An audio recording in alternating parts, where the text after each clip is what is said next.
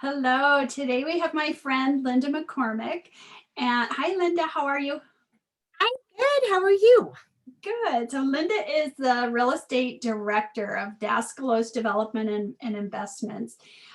They own a lot of properties all over the city, and she is going to share with us kind of ideas and methods that you guys can take into consideration if you're going to have a bricks and mortar location. How do you get that whole process started? So, Linda, we would love to hear your advice. Right now, as we all are very well aware, the whole world is different. With COVID, it has brought challenges that this industry hasn't seen before because you only have a pandemic every 100 years. And from the retail standpoint, it has been extraordinarily challenging with the shutdowns and the government and all that. But it's also taught us all a lot and things you should take from that. So my advice is the standard stuff. You're going to want to look at demographics, location, where is your customer? If you're going to do brick and mortar, you want to make sure that you're located, that you have access, parking, all the things that you need for your business at that location. Now, doing a deal at this moment is a little bit different because of COVID. So you're not going to do a lot of face-to-face. Getting in to look at a space will be a little bit more challenging because everyone's a little gitchy. But at the same time, and if you're wanting to do a business, there's two sides to it. You're probably not going to want to open until COVID's over. Most places, depending on what your business is. That said, finding a location now is not a bad idea because then you're going to get a little bit more of a cushion to get your construction license, to do your plans, to do your build out. You're not going to be under the same pressure cooker that you usually would be in, because when you negotiate your lease, you're going to want to do that in such a way that your rent doesn't commence or start until you can fully be open. Or you're going to want to try and negotiate a reduction until this order is lifted by the governor. And you're in a little better position to do that now. Other things as you're doing this, things that we're, from a landlord standpoint, we don't love, but from a tenant standpoint, you're going to want at this moment, you're going to want to make sure your lease has language in there that will cover a pandemic. Because most leases right now, just because you're shut down, you still have to pay. And depending on who your landlord is and what, we're local, so we tend to work with people a little bit more. But if you're in a shopping center that's owned by a national or by a REIT, they're going to expect you to pay, whether you're open or not. So you want to be sure going forward as you negotiate a deal that you get some language in there that if you're shut down, you're going to get a break. Because without that written in your contract, and we're seeing that now all the time, and we never used to see it, and we don't have a lot of choices. We have to work with it. And that's my biggest advice. And like I said, now is a good time to be negotiating a deal. Not that you're going to get a lot better deal, because we all know this is going to end. But you're going to get a little bit more time to get everything done to get open. Mm-hmm. I think that's a really good point. So what can new business owners expect to pay per square foot, or how does it work? Well, that's, again, back to location. If you're going to be in like Coors and Montano, our new center at the Shops at Andalusia, you're going to pay somewhere between $25 and $30 a square foot, because that's a new center. It's in a good area. It's got good co-tenancy.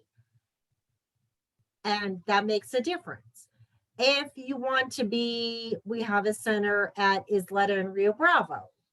That one is going to be somewhere between $12 and $15 a square foot. So you're back to, it depends what your business needs. If you are, let's say, a juice bar, I'm just going to pull something out, and your clientele is the person who works out all the time and is super healthy.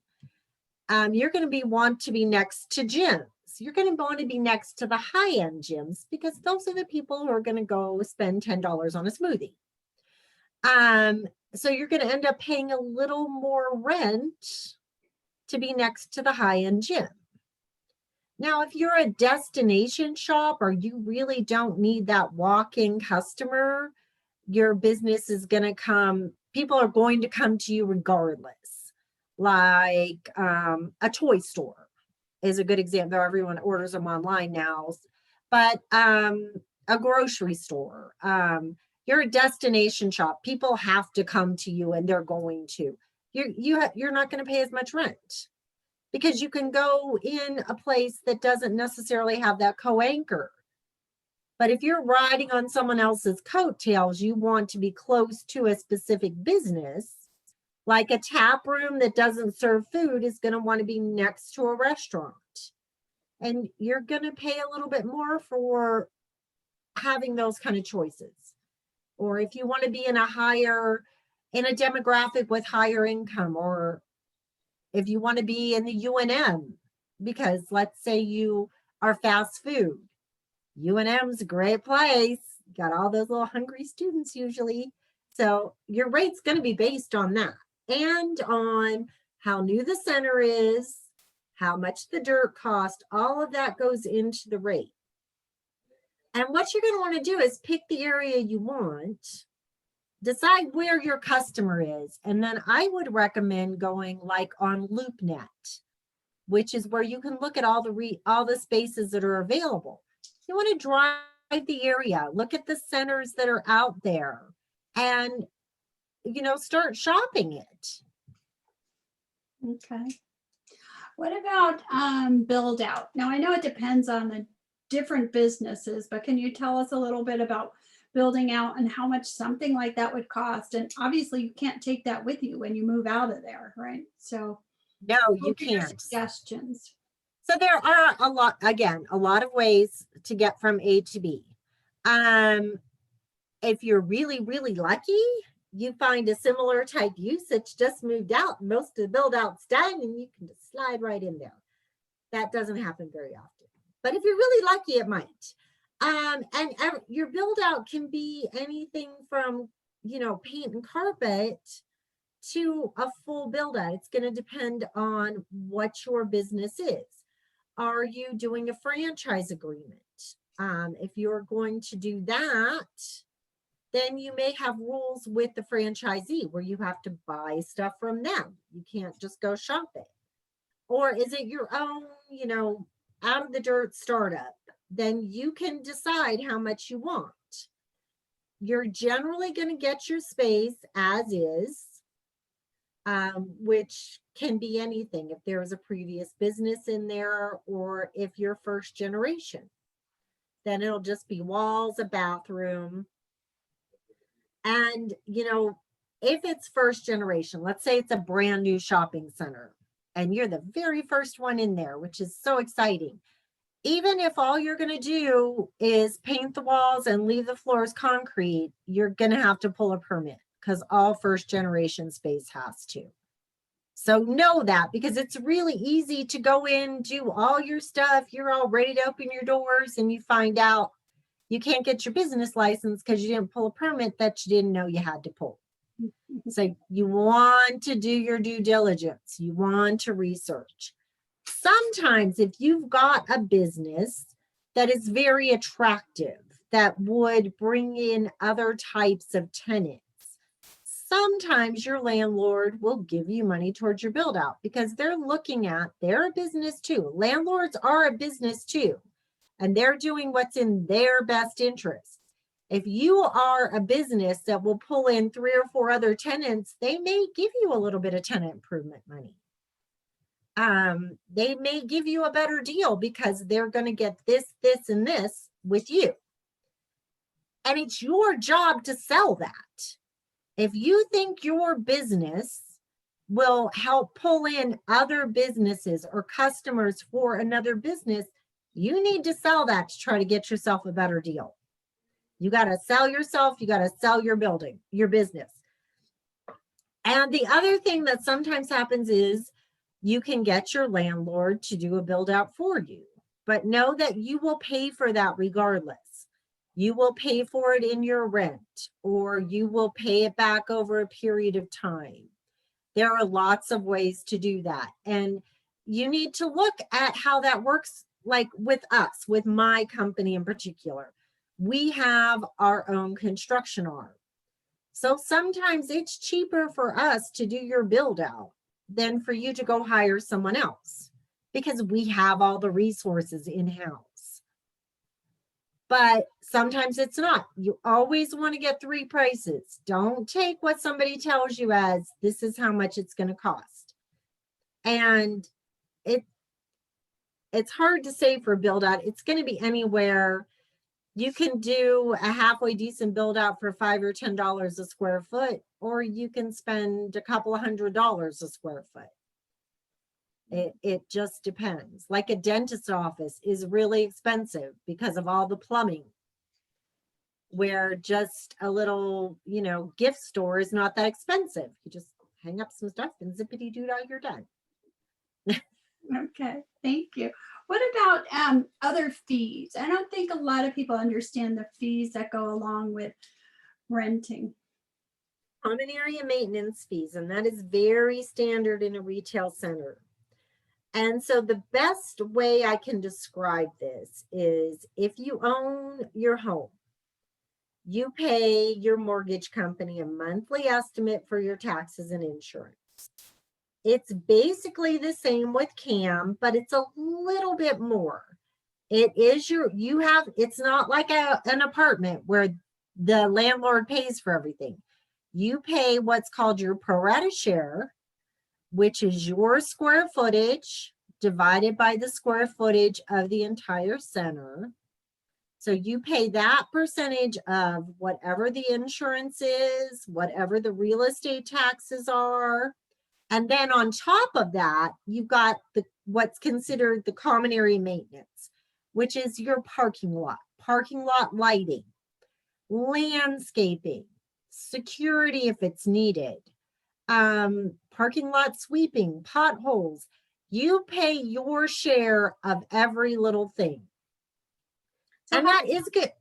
How much does that add up to? And we're back to, it depends on the center and how well it's maintained and how good the management is. Ours average about $3.50 a square foot. So, and when I say that, you take the square footage of your space, and we'll use 1,200 square feet because that's easy. So $3.50 at 1,200 square feet is going to be $350 a month, I think. I say it's really easy, and then I have to check myself. And you're also paying for your utilities, right? You get your own. Yeah. You pay your own utilities. It's $350 a month on 1,200 square feet at $350. And like I said, our CAMs run about $350. Okay. What does CAM stand for? Common area maintenance. Common area. I knew it was that flew out of my head. Common area maintenance. Okay. That's okay. So yeah, when you're looking at this and you're quoted a rate, and in New Mexico, rates in most of the country except California, rates are quoted per square foot. So you find the perfect space and it's quoted to you at $20 a foot, and you're like, oh, I can afford that. Make sure that includes the CAM, because the rent may be 20 and the CAM may be 4 or 5. And it depends on the maintenance, the amenities. Like I said, ours run generally $350, $4, which is very competitive. It's pretty good, yeah. Okay. But they need to keep that in mind. That is going to be part of their budget, and that can change. That's another thing you want to negotiate. When you're negotiating your lease, you want to get what's called a cap on your common area maintenance increases. So you're not paying $3.50 1 year and a year later $7.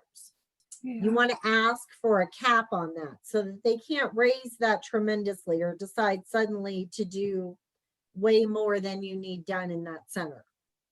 And you can also ask not to have like businesses, right? In that Yes. strip mall or. Yes, you want to ask for exclusivity, especially if you've got a unique business concept. The last thing you want to do is go in and have 3 other shops that do exactly what you do open up. And not only exclusivity, because exclusivity is important. You want to ask for that, but you want to make sure there's some teeth in there so that if your landlord violates that, you want to have some remedies in there for you. Yes, because if you don't have any teeth in it, Yeah. it doesn't do you any good. Yeah, they can do what they want. Okay. Is there any other advice that you would give to a new entrepreneur? The best advice I can give a new entrepreneur is educate yourself as best you can. Do lots and lots of research. Talk to professionals in the industry you're looking at and in the things you need. If you need to rent a space, you want to talk to real estate people, and not just one. Talk to a couple and glean from them what you can. If you have to do importing or anything like that, go find people who do that and talk to them. Most people are so happy to talk with someone who's starting out. Most people want to share their knowledge and help people get from A to B. Take advantage of that. Don't make yourself an island and think you know everything. Get out there, talk to everyone. Try to find associations or like in real estate, we have a lot of different little like clubs. Find those in your industry. Join, show up, network. You will pick up so much that way, and that will help you succeed faster. And it's always so nice to have this group of people that you've met and that you may not know them really well, but you know them. So if something happens that you have no idea how to deal with it, something you hadn't anticipated, if you've been participating in these things, getting to know, you'll have someone to call and go, how did you handle this? And it will save you so much time and trouble and always pay it forward. So if you have people help you, 10 years from now, you be ready to step up and help other people. That's how we all succeed. That's my advice. I love that, the pay it forward. The networking is a common theme with all the advisors that I have been interviewing. That's a great advice. And then paying it forward, I think a lot of people forget about that. So yeah, thank you. One other thing my students always want me to ask you is, what part of your job gives you the most joy? Where do you get your joy? Well, for me personally, this may sound bad, but it's true. I get so much joy out of winning. I love to negotiate winning. I like to win. But for me, winning is negotiating a deal where everybody's happy and we get to the finish line. That is a win. I love doing a deal. I love watching businesses start and seeing them succeed and, getting to that point because, I will put new tenants through the ringer. I make them think, but that's for their own good. I don't want to set anybody up to fail, but I just love getting the deal done. I love getting to the end and watching people just be all they can be. It's great. Linda, you're so much fun. You're so Thank you. So do you mind just if anybody wanted to get in touch with you, giving your contact information? Oh, Would I you do mind? not mind at all. They are more than welcome to call me on my cell phone or email me. Okay. I am thrilled to always talk to the students. Always Okay, thrilled. that's great. I'll put your information online into the classes. So if they need to get in touch with you, they can. But I'm glad you mentioned LoopNet so that they can go and just kind of do their research. That's And a LoopNet great. is a really good way to do it. And going on Carnum too, which is What is that? Carnum,